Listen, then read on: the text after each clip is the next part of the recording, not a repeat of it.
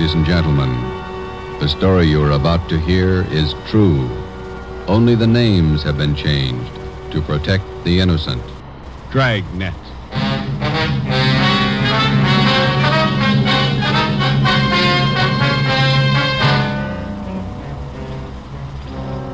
You're a detective sergeant. You're assigned to Narcotics Bureau. A vicious criminal has resumed operations in your city. His profession, dealer in narcotics. You know his name. You know he's guilty. Your job, prove it. Dragnet, the documented drama of an actual crime. For the next 30 minutes, in cooperation with the Los Angeles Police Department, you will travel step by step on the side of the law through an actual case from official police files. From beginning to end, from crime to punishment, Dragnet is the story of your police force in action. It was Thursday, January 21st. It was cold in Los Angeles.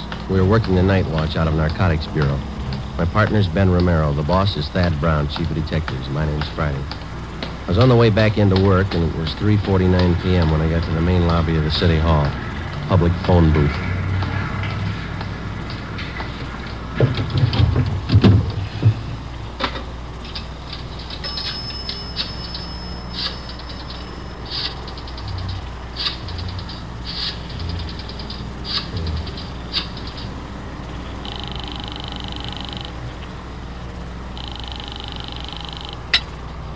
Hello? Oh, Ma, this is Joe.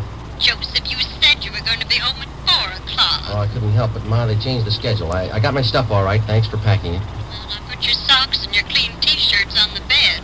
Did you put them in your bag? Yeah, I got them. Got them off the clothesline right after you called. They weren't quite dry, or I would have packed them for you. I got them all right. Listen, Ma, I'll call you whenever I get the chance. Now, don't worry. How long are you going to be gone? I haven't any idea. Maybe a month. All depends. How can I get in touch with you? You can't. Call Ben. He'll get the message to me somehow. Where is it you're going, Joseph? Well, I'm not going anyplace, Ma. I'll be right here in the city, but I just won't be able to come home for a little while. It's a special job. No, like the last time? Yeah. Well, you be careful now.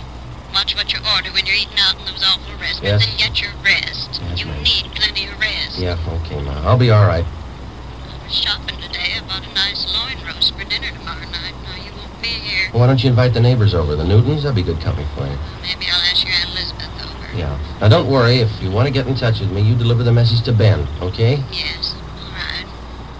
What kind of work you be doing? It's going to be dangerous? Oh, it's just another job, Ma. It'll work out. I'll call you when I can. All right, Joseph. And be careful now. Take care of yourself. Yeah, you too. Goodbye, Ma. Joseph. Bye.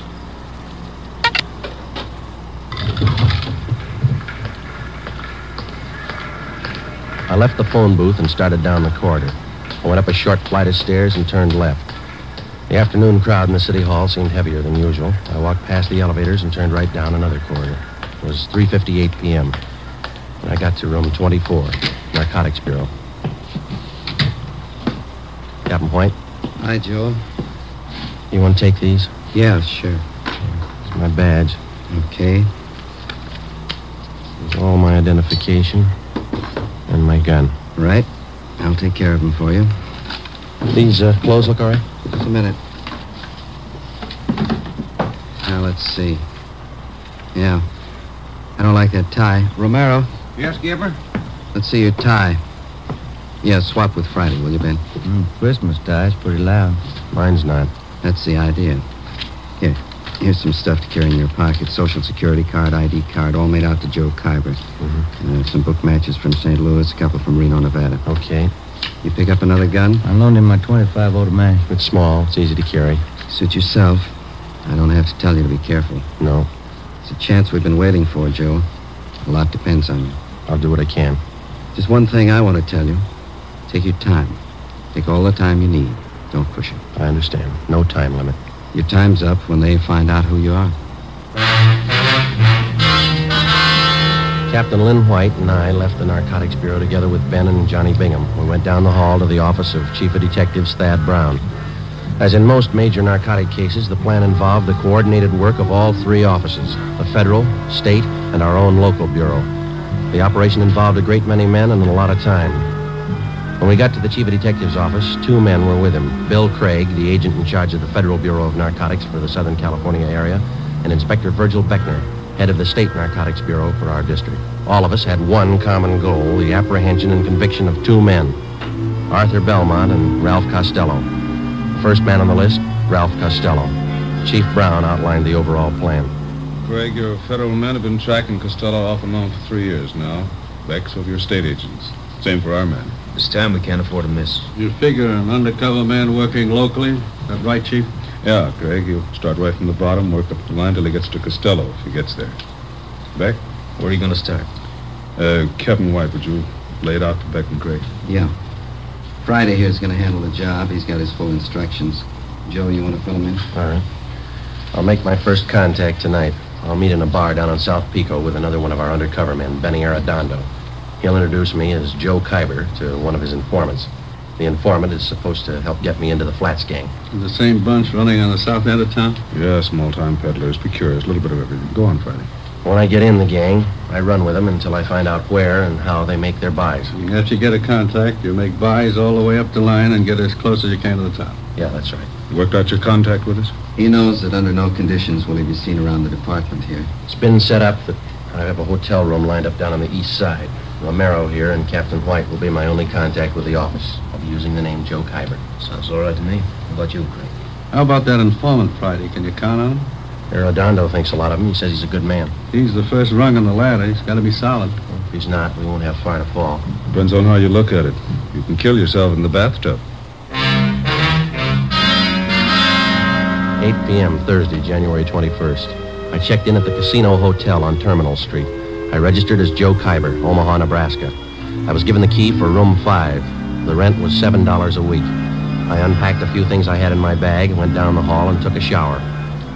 I went down to the lunchroom on the corner. I had an egg sandwich and a cup of coffee. It was 11:18 p.m. when I walked into Blue Wright's Bar and Grill. I ordered a beer and sat down. I watched the missing persons program on the television set above the bar. Lose somebody, Kyber? Hello, Benny. Been here long? I just got here. Where's your boy? Sitting over there with that fella in the blue suit. Name's Gene. Who is the guy in the blue suit? One of the Flats gang. Gene's lining up your introduction now. Guy's name is Ludwig. They call him Lud. He knows me as Steve. Right. What do we do? Sit tight till Gene gives us the word. The tie of yours looks like it's on fire. Look all right? I wouldn't wear it. Lud would. Get in the hotel okay? Yeah, all set. Room 5. Gene wants us. Let's go. Okay. Hi, Steve. So your boy got here? Yeah. Gene, meet Joe Kyber. Hi. This is Lud. Joe Kyber, Lud. Sit down. You like the fights, Kyber? Yeah. I got nothing out here in that line. I used to go to the Garden when I was east. I got some fine cards at the Legion. Where? Hollywood Legion, Friday night. Some classy-looking fighters out there. Where's that? Out in Hollywood. Nice little stadium. I'd like to go with you sometime. Tomorrow? I got a date. Maybe next week. Bring her along. A lot of women go. Not this one. Okay. Hey, you guys hungry? I could eat. Yeah. Joe? Sure. How about here? Nobody eats here. Steam table over there. The stuff smells pretty good. So does garbage if the wind's blowing the other way. Let's get a French dip sandwich, huh? How about Galbraith's over on Sotelo? Okay. How about you guys? Sure. Well, let's go. All right. You from the east, Kyber? Omaha, Memphis, all around. Yeah. You don't talk very much. You do. You talk tough. Are you tough? Sometimes. This place we're gonna go eat, sometimes the meat's tough, too. Yeah? Just like a piece of tough meat, you can always cut it down to size. The following week at the fights, I met some of the other members of the Flats gang. They were a typical group of hoodlums. Unlike fiction writers have portrayed them, generally gangs of this type do not operate under a gang leader. Each member considers himself the best of the lot. For all practical purposes, they didn't need a leader. But as in any group, some men are more dominant than others. Lud was one of these. Because of his tough manner, I observed that the gang members placed confidence in Lud. It was then that I decided that I had to be tougher than he was if the gang was going to accept me. 5 weeks went by. March 7th. There was still no mention by any of them that they were either using or dealing in narcotics. Come on in, Kyber. Sit down. Lud? Kyber, meet Jerry Phil. Hi. I picked up the tickets for the basketball game tonight. Good seats? Yeah, they look okay. Got an extra, Ducky? Maybe I'll tag along. Yeah, we got 4. You look kind of sad, Cab. He always looks that way. First he was tough, now he's sad. Oh, you and that mouth. You know it all, don't you? No offense, you look a little low. I don't know about you, Cab, but I'm a little under par. I'm gonna have myself a pop. You interested? No, I don't use it. Why don't you try it? You might get a kick out of it. I have. It's all right going up, but it's nothing coming down. That's where you make a mistake. Stay up. Don't come down. Fella. You heard what he said, Jerry. You don't like it. How does he know? He never stayed up long enough. Take your pop and shut up. You talk about Kaiba trying to be tough, you think you're the big wheel around here. That's enough. You gotta quit giving orders, lad. You know better than the rest. Look, little man, knock off that kind of talk and keep us both happy. Sure. The boss, man. You know, I got one positive way to shut you Well, up. why don't you two quit it? This huh? concerns me and Phil. You keep your mouth shut. Well, don't get mad at me. I only wanted to save an argument. Can it, I say. Now, look, big mouth, you can push Fell around, but not me. Now you're playing the tough guy again, ain't you? Why don't you go over there and sit down, huh? You set me down, punk. All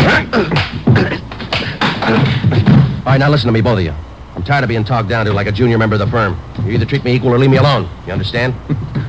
You had it coming, lad. Yeah. I'll put that bottle down, Lud. Where'd you get that gun? You carry that thing right along? Right along. Put it down, Lud. Okay. I'm long on memory, Cabba. Remember that. Yeah, and I'm real short on patience with you. Well, I still ain't had my pop. Better hurry. I don't want to miss the game. You got good seats, huh, Cabba? They're not too low. I can't see nothing if they're too low. Don't worry, you'll be high enough. 2 months went by. By playing the tough guy, I gained a great deal of prestige in the eyes of the other gang members. Jerry Fell made sure that all the members heard about that episode up in Lud's room. Dealers and users of narcotics rarely carry guns. The members of the Flats gang were small-time peddlers and users. They're referred to as mules or small fry. When they found that I carried a gun at all times, they were impressed. They considered me one of them. Since the very beginning of my undercover work, I met weekly with Ben Romero and Captain Lynn White of the Narcotics Bureau. I would be picked up at a different location each time, making sure that I wasn't followed, and we would remain in the car and drive around in a remote section of the city, discussing my progress with the gang. During this first 3-month period, under the pretext that I had clients to furnish, I made 2 small narcotics buys, one for $13 and one for $8. As soon as the purchases were made, I would mark them for identification, contact Ben, and then turn the narcotics over to him to be booked as evidence by the property clerk at Central Division. Another month went by. Thursday, June 5th, 11 p.m. We had just returned from the midget auto races, and we were sitting around in Lud's room. You mentioned something out at the races, Cabba. Now what's on your mind? I told you, Lud, I need a half a dozen caps right away. I got people putting the bite on me. Old customers.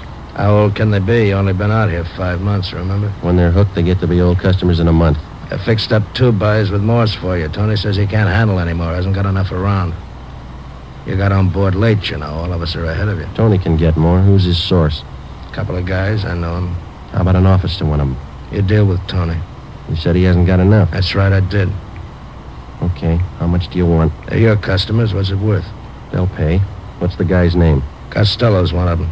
He'll have enough for you. Who's the other guy? You deal with Costello for now. Where can I meet him? Morse will set it up for you. I got to meet him now, huh? Come in. Police officers. Shake it down the hall.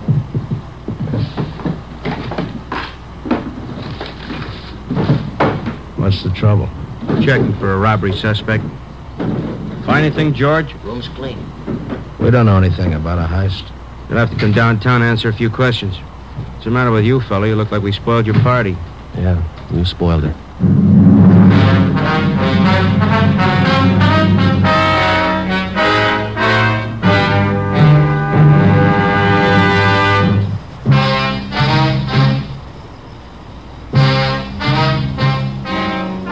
The chance of my being picked up while working on an undercover assignment was one which all of us had considered. Since only a handful of men out of some 5,000 working police officers in the department knew anything about our narcotics investigation, we knew that such an occurrence was not impossible. It's one of the chances we had to take. In this instance, we lost, and the critical meeting with one of the men we were after was forestalled.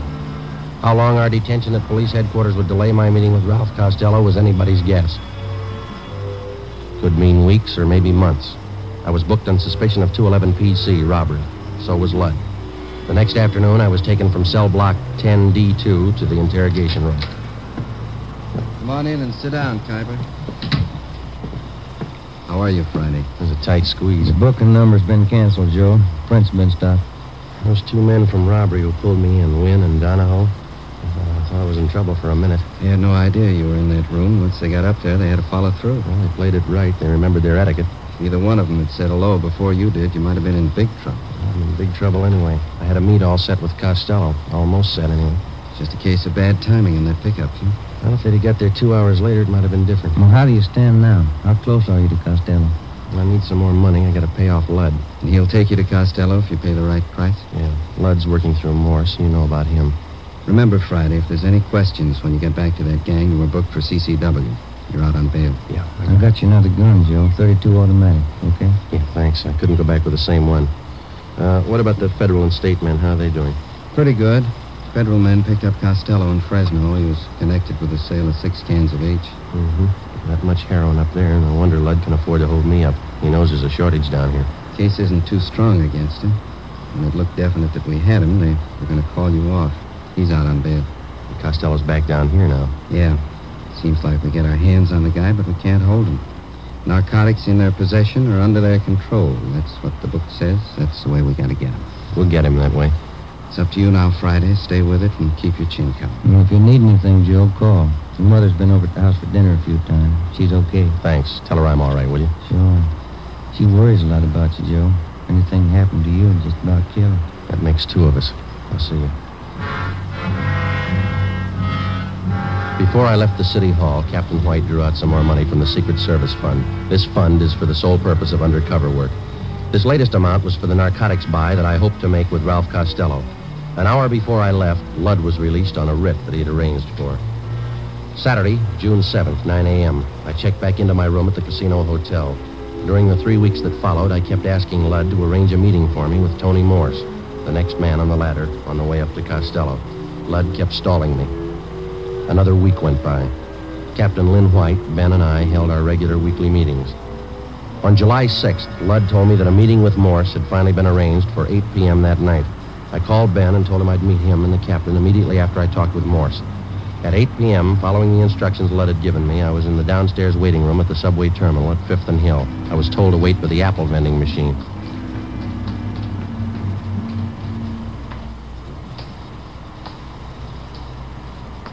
Excuse me, mister. Oh, yeah, sure.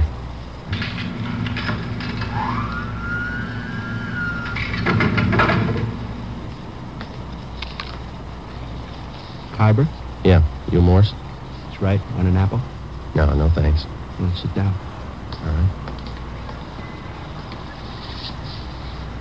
Now, what'd you have in mind? I got a couple of $100 to spend. Can you handle it? Who sent you? You know who sent me. Sure I do. I just want to hear you say it. Ludd. We can handle it. What'd you have in mind? I said $200 worth. That's 40 caps. We got it. None of that Mexican junk. I want European stuff. You bought before. You'll take what we got. That last buy I made through Ludd, the junk was cut to nothing. Can only use so much milk or sugar, you know. By the time it got to you, it was probably cut pretty thin. So was the price you paid for it. I'm not looking for bargains. I push to good people. I want good stuff. You'll do better this time. You're not dealing with Ludd.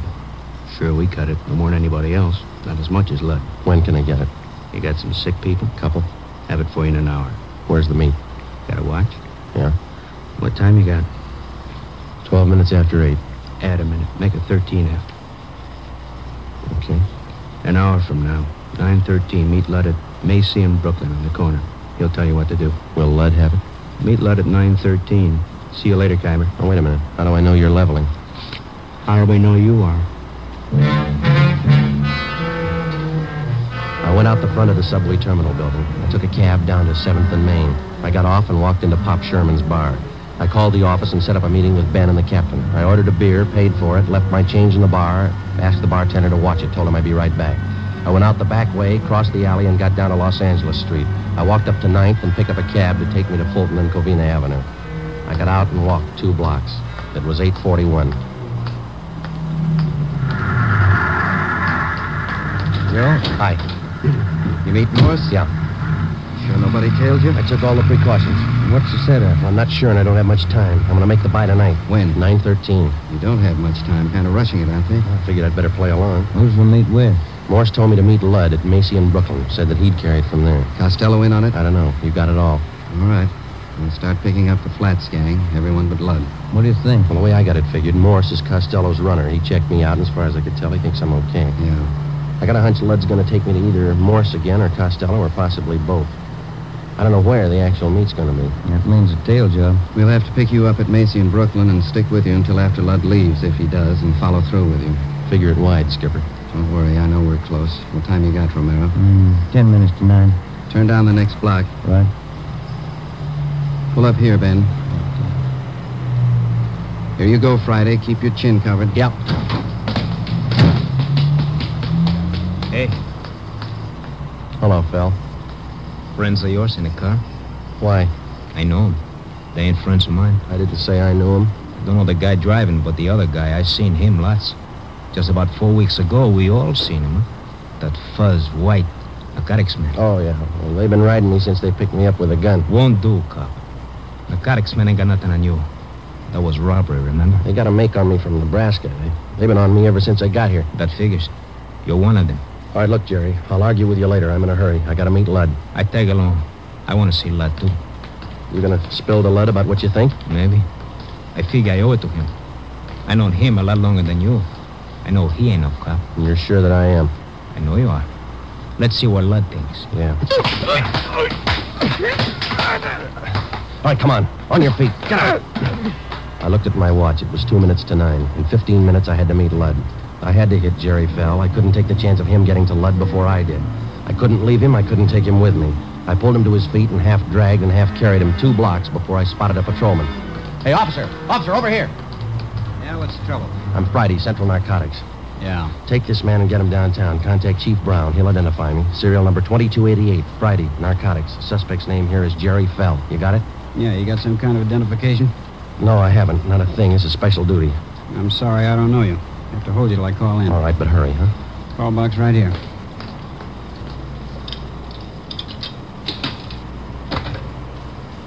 This is Carlson, box 117. Check on a matter with Chief of Detectives Brown, will you? Yeah, that's right. Have a man here who identifies himself as Friday. What's your first name? Joe Friday. Tell him to hurry. Yeah. Joe Friday, Central Narcotics, serial number 2288. Says he's in a hurry, holding a suspect, Jerry Fell. I'll hold on. Yeah, my watch says 5 after 9. What time you got? I got 6 minutes after. It might be a little fast. Any cab stands around here? 4 blocks up the street. Which way? That way? Yeah. Okay, I will. Thank you. Okay, Sergeant. Sorry to hold you up. Need any help? No, you just hang on to this guy. Don't let him go. I started to run. Macy in Brooklyn. 6 blocks away, and I had 8 minutes to make it. A narcotics buy is one date you're not late for. Either you're there at the specified time or there's no deal. The veteran narcotics peddler knows that that's the only safe way for him to operate. A minute, one way or the other, could mean an arrest. I ran. You're out of breath, Khyber. Anything wrong? No, the cab broke down. I didn't want to be late. There, you got 40 seconds. That's cutting it pretty thin, but it'll do. Come on. All right. Right here. By this lamppost? That's it, right in front of it. Don't move to the left or right. Stay put. They'll handle the rest. So long.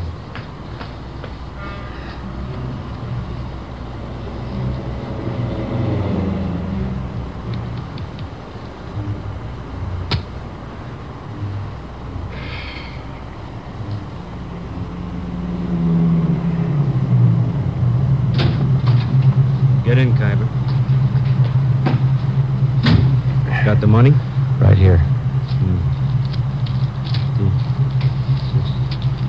Yeah, 200. Here's your package. Okay. That's it. Joe Khyber, meet Ralph Costello. Hi. Hello. Out this side, Khyber. Okay. I'll see you.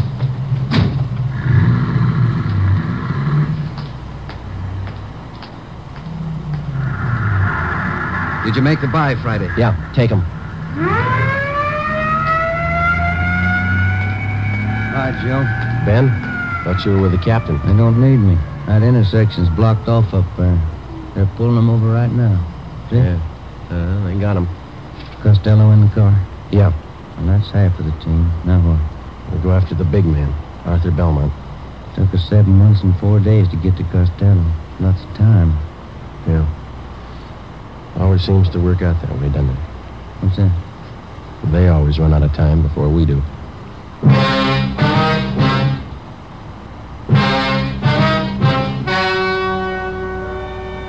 The story you have just heard was true. Only the names were changed to protect the innocent. On July 6th at 10:45 p.m., Ralph Costello was taken to the Narcotics Bureau, the interrogation room. In a moment, the results of that interrogation.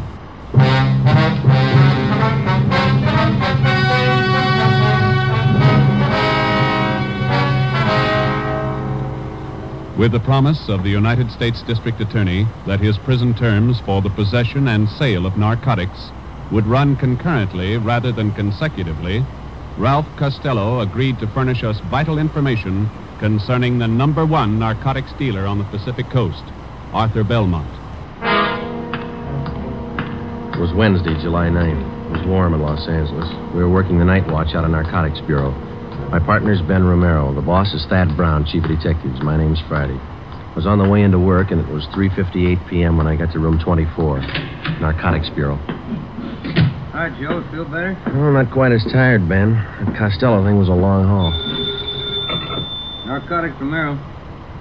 Okay, Bacon. I'll tell him. Meeting's in 5 minutes. Chief Brown's office. Okay, I want to pick up my stuff from the captain first. Hi, Skipper. Come on in. Look a little better, Friday. Get some rest. Yeah, a couple of good meals. That's the trouble with the Flats gang. They never know where to eat. Sit down, Joe. I want to talk to you. We got a couple of minutes before the meeting. You'll probably be getting this all up and down the line from here in. Just want to let you know that we think you and all the men in the operation did a fine job. My part wasn't much. You did more than I did. Oh, we all worked, but you had the dirty end of it. Good job. Here's your equipment. You'll need it now. Oh, yeah, thanks. Badge, your ID cards, your gun, 6 shells, that's all of it. Mm-hmm. That's it, thank you. You're back at it. Yep. Here's one for you. Look at this. What's that you got? Mug shot of a girl picked up in a narcotics raid last night. Oh, pretty girl. Long blonde hair, beautiful eye. She looks young. High school girl? She was when that picture was taken, 1947. She was 16. Here, look at this one. Yeah. Same girl. Yeah. That's the way she looked at 11:30 last night when we picked her up. She looks 50. 19 years old. 3 years on heroin. She might as well be dead. She is. 8 o'clock this morning. Let's go. It's time for the meeting. You just looked at the best reason I know of for getting Belmont. Did she get her stuff from Belmont? Costello was pushing to her. He got his stuff from Belmont, the old one. Well, let's go. Right with you. Anybody brief you on the Costello interview, Joe? No, not yet. Chief Brown will fill you in. Here we are.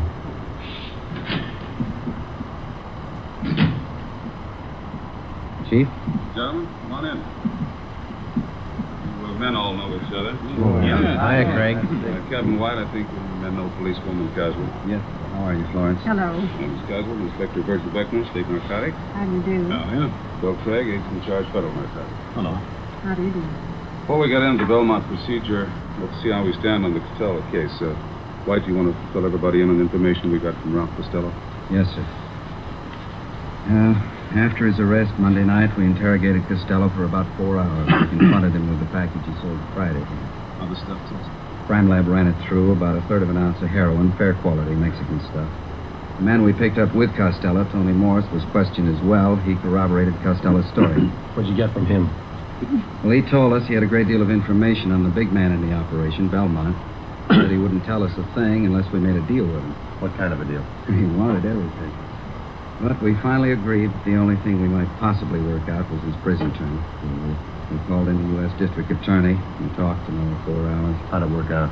District Attorney told Costello the only thing he'd do for him was to have his prison terms run concurrently rather than consecutively. Not much to pay for what we got. Costello gave us enough to enable us to start moving on Belmont right away. We've had his MO confirmed. We've got a list of most of his pushers.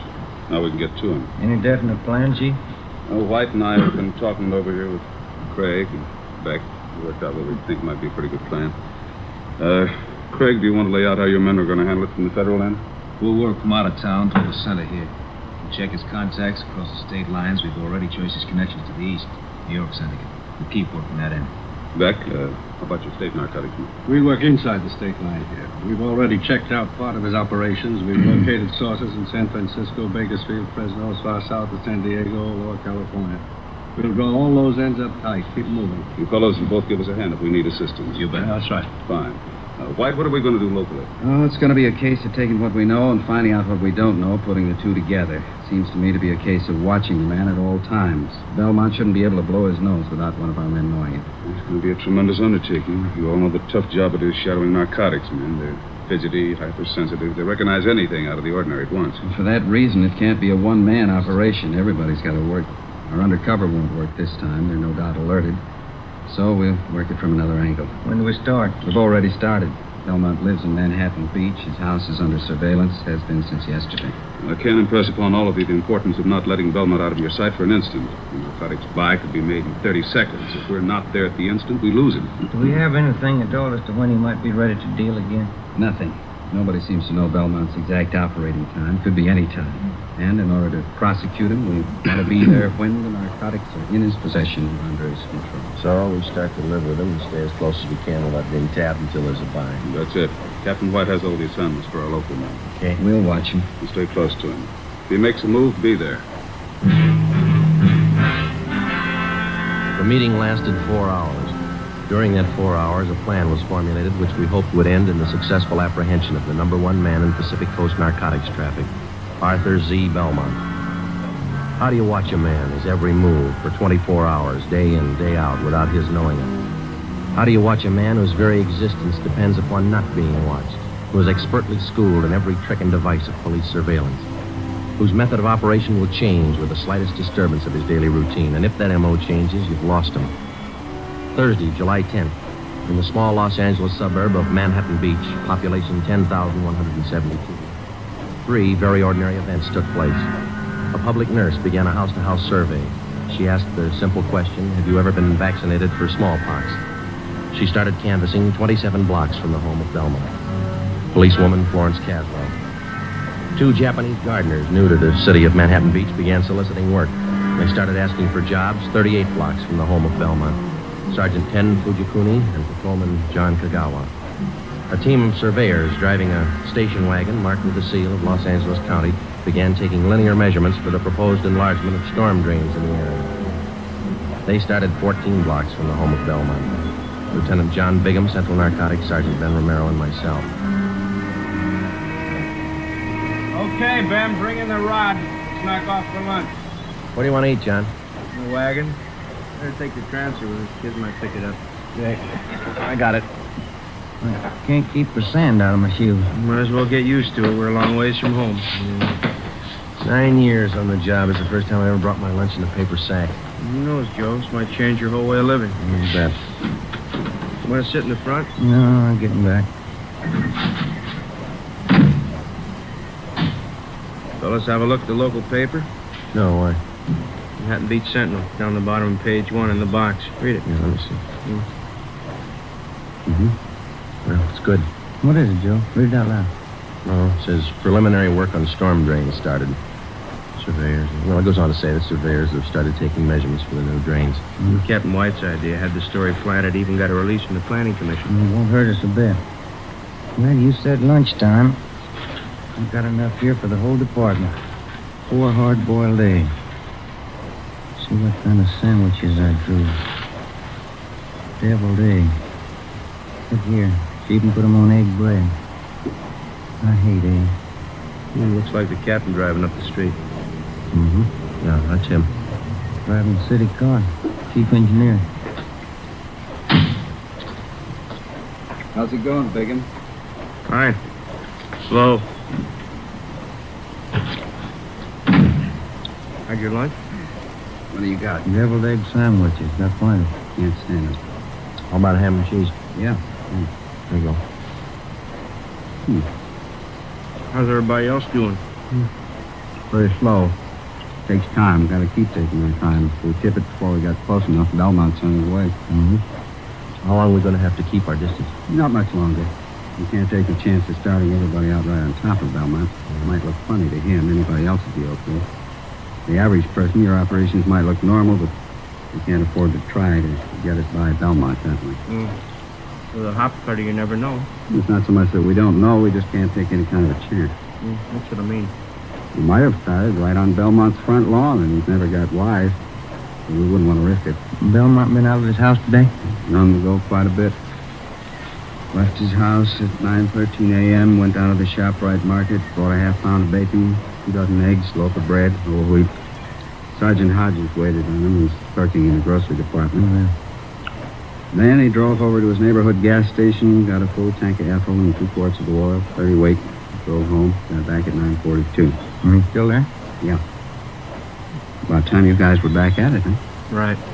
Okay, Ben. You want to grab some of the gear? Yeah. Let's go. Hey, Joe. Give me a leftover bread crust, will you? I'll give him to Seagull. Yeah, sure. Here you go. Well, foot by foot, we're getting closer to Belmont. Hope nobody tips it. Nobody should, unless you don't trust those gulls. We surveyed the city of Manhattan Beach for 5 weeks. Policewoman Caswell, posing as a nurse, continued canvassing. Everybody concerned with the job of standing watch over Arthur Z. Belmont carried out their routine day by day. Daily reports came in from everyone in the operation. These reports would be sifted at Central Narcotics and progress reports compiled for the use of those in the field on the Belmont case. All police cars, as well as city cars, such as we were employing, were equipped with 3-way radio communication. All personnel were in constant contact with one another. Wednesday, August 12th, it was the decision of Captain Lynn White that the idea of our posing as city surveyors had been exhausted. Further use of this could possibly arouse suspicion. Belmont lived at 1227 Ocean Avenue. 2 days before we were called off the surveying job, the city leased the private residence at 1216 Ocean Avenue. A van load of furniture was moved in. Drapes and curtains were hung. Regular deliveries of daily newspapers and milk were made to the house. To all outward appearances, the house was occupied by an average family. Actually, it provided another blind from which we could continue to observe Belmont. Shortwave radio equipment was installed in an upstairs room. Ben and I were assigned the night watch. Another car just stopped in front of Belmont's house. How many does that make? 3 cars. Just a minute. Yeah. A couple of guys getting out. Going up the front door. Where? Let me see, huh? Take a look. Watch curtain. Yeah. Belmont answered the door. He's letting him in. Something's doing. What do you think? I don't know. You called Captain White, didn't you? Oh, an hour ago. Just after the first car pulled up. She'll park in the alley and come up the back way. I better check with everybody again. This portable seemed to warm up slower than our car radio. I'm about to say. Here we go. Unit 140K to Unit 145K. 145K, go ahead. Just checking. Your location the same? That's right, Ocean Clipper. We got 3 cars to cover now. Stand by. Roger. Unit 140K to 143K. 143K, we got it. Standing by. Location still good? Same. Be talking to you. Stand by. 140K to 149K. 149K, go ahead. Stay put. We got 3 cars now. Yeah, we heard. Still the same spot. Standing by. Roger. Captain just pulled into the alley, Joe. On his way up. Good. Belmont's porch light just went out. Let's see. 3 guys came in the first car, 2 in the second, 2 in the third. Is that right? Yeah, 7 all told. 8 counting Belmont. Maybe he's running for office. Joe, then? Any changes since you called me? Another car. Anybody you know? It's too dark to see their faces. Dodge Coupe, gray, black packet sedan, green Chevy. That might be for me. I told the office they could reach me here. White. Yeah, Bigham. You must be wrong. You sure he's not lying? All right, thanks. Yeah. You sure Belmont hasn't left his house since you came on duty? Couldn't possibly. Not without somebody in the detail spotting him. He got out somehow. He made a buy. Captain White called the office and talked to Benny Arredondo, our narcotics undercover man. He confirmed the fact that somehow Belmont had a meet and successfully completed a narcotics transaction. None of us could figure how, and we didn't know when the meet took place. Arredondo told us that the buy had been made sometime in the past 10 hours. The arresting officers had recovered a portion of the narcotics, 2 bindles of heroin. They were found in the possession of one of Belmont's runners, Archie Scott. I can't figure it. What do we do now, Skipper? Sit tight and watch those 3 cars in front of Belmont's house over there. Maybe he didn't have to leave the house to make a buy. That's the way I got it pegged. Those cars down there, those are the first visitors he's had in the past 24 hours? As far as anybody knows, we watched it close. Sometimes it's like that. It looks like somebody's coming out over there. 2 guys. How many in there? 8, counting Belmont. All right, Friday. Get to the cars. Yeah. They started to move out yet? No. 5, 6, 7. That's all of them. They're heading for the car. Yeah. Looks like a 3-way switch. We'll see when they start to move out. Attention, all units and special details. Stand by. Here's the license numbers, Joe. Oh, good. I need those things. Green Chevy's headed south. Black Packard's going north. So's a Dodge Coupe. Uh-huh.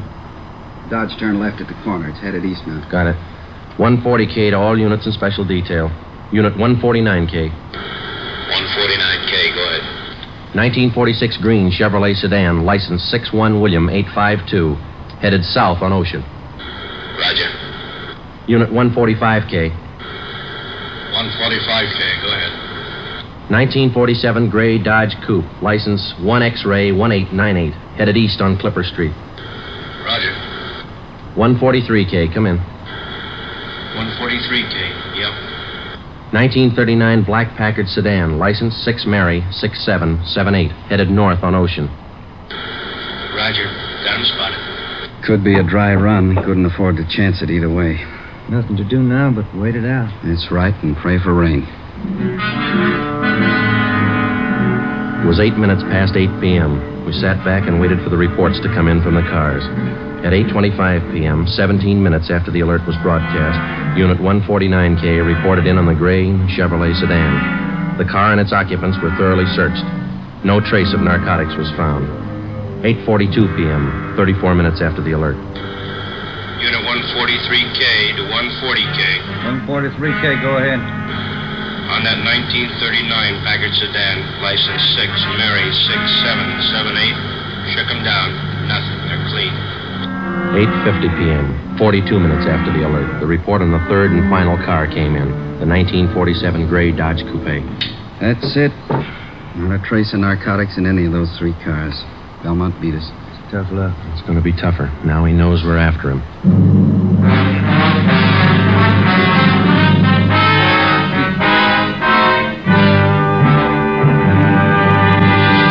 You are listening to Dragnet, authentic stories of your police force in action.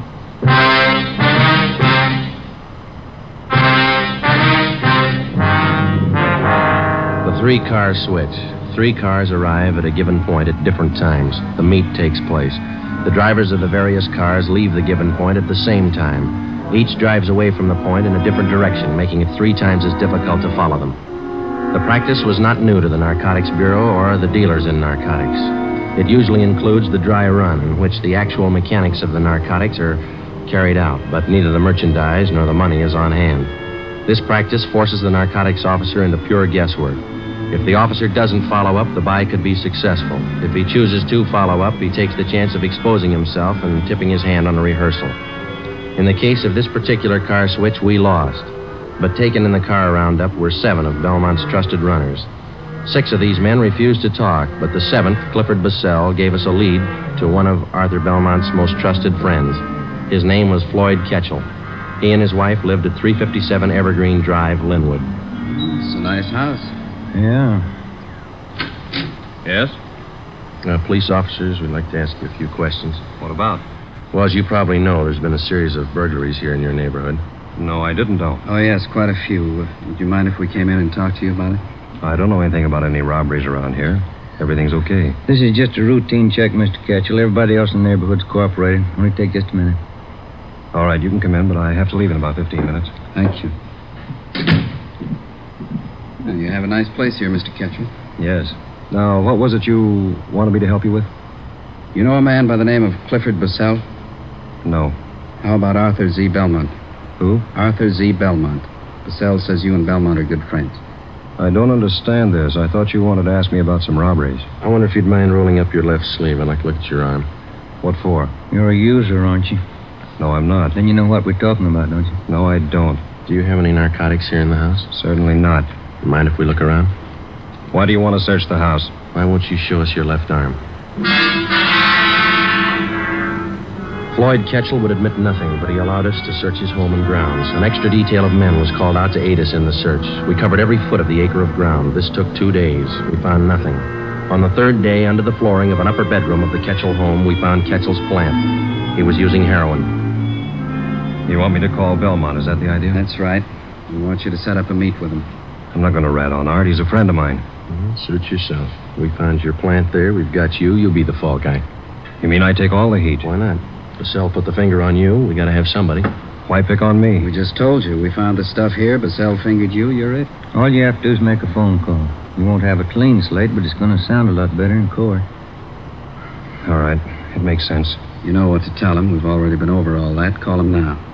Friday, listen in on the extension. If Ketchel changes his mind in the middle of the conversation, I'll see that he hangs up. Yeah.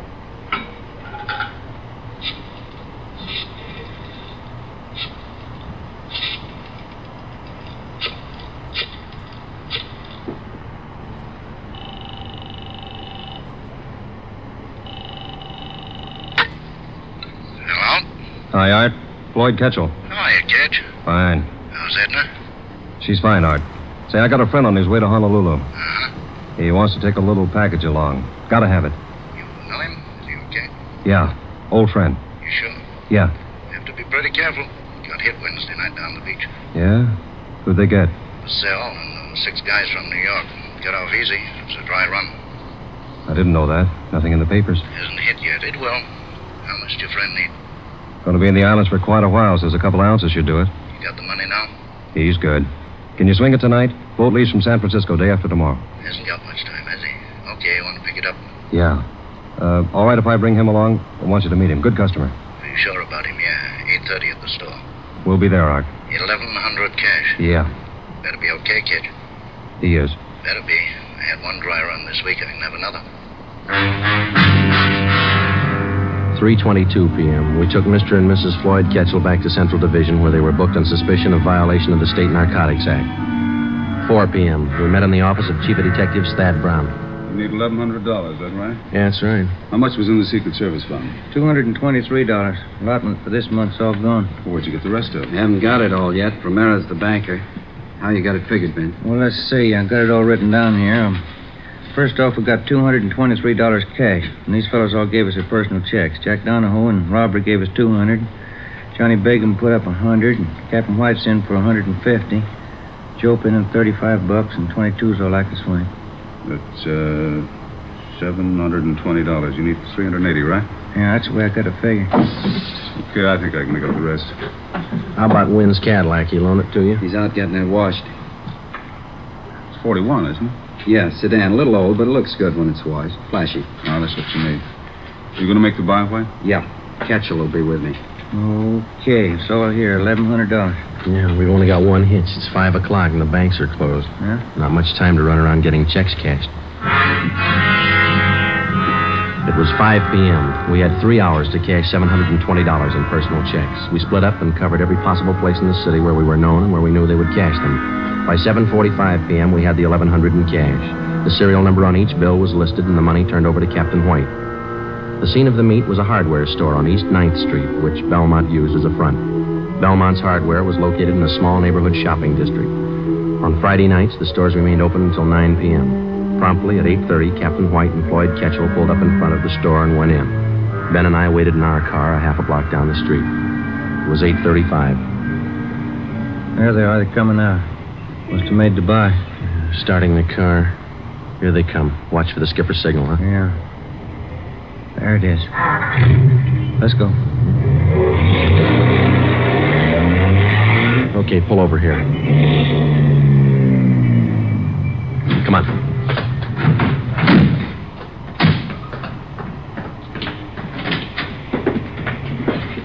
There's a clerk back there. You see Belmont? No. Yes, sir. Can I help you? Is Mr. Belmont around? No, sir. He just stepped out. You sure?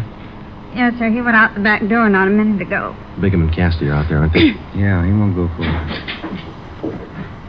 Oh, there's Mr. Belmont. Mr. Belmont, these gentlemen want to see you. Running up the stairs to the mezzanine. Come on. right, Belmont. Wait a minute. What's that barrel? Watch it. Look out! Pushing that barrel down the stairs. You all right, Jim? Let's go. Come on. There he is. He's trying to reach that skylight. Belmont, get on. You'll never make it. He's slipping, Joe. Belmont!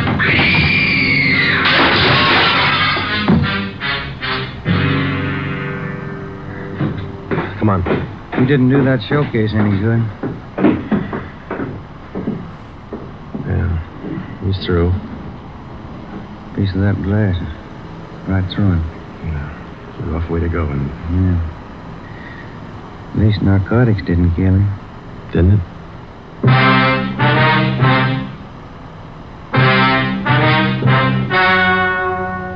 The story you have just heard was true. Only the names were changed to protect the innocent.